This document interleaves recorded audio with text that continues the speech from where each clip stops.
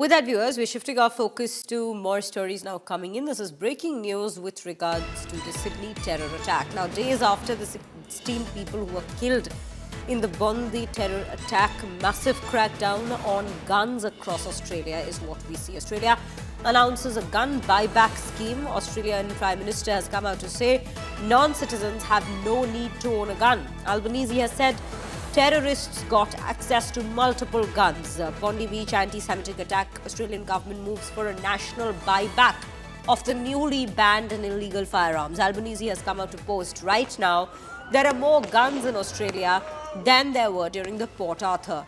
We cannot allow that to continue. Non-citizens have no need to own a gun, and someone in the suburb in Sydney has no need to own 6. But that's exactly what one of the terrorists from the weekend had access to. We are in fact working with the states and territories on tough new gun laws, and together we will buy back newly banned and illegal firearms. The deadly terrorist attack at Bondi Beach can never be allowed to happen again. Pranay Upadhyay joins me on the broadcast with more details on this very story. Pranay, we've seen since the very day of the attack, in the aftermath, the Prime Minister has been speaking with regards to making gun laws stricter in the country to control the situation, to ensure a Bondi Beach attack doesn't take place again. And he has this time come out to say that non-citizens either ways do not need guns, let alone the ones that were seen being possessed by the very terrorists. 6 guns that were being that had been possessed by the terrorists who in fact launched the very attack.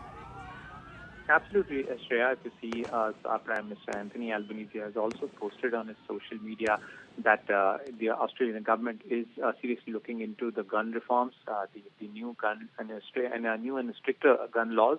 And besides that, they are also preparing, modalities with which the Australian government can buy back the firearms from citizens, those who are possessing and they are ready to give up their firearms. So clearly, this is a major gun reform which is under work in Australia, especially after the Bondi Beach attack.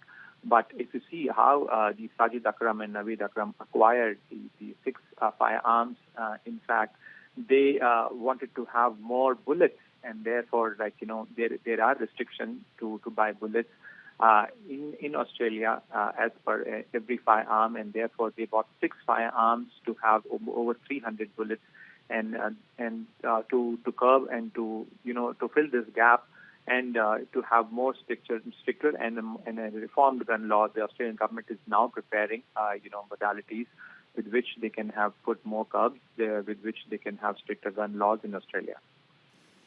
Right, Pranay, thank you for bringing us all those details on this very story, and we're keeping a close watch as to the steps being taken by the Australian government in the aftermath of this deadly terror attack, anti-Semitic attack that had taken place on December 14th at Bondi Beach.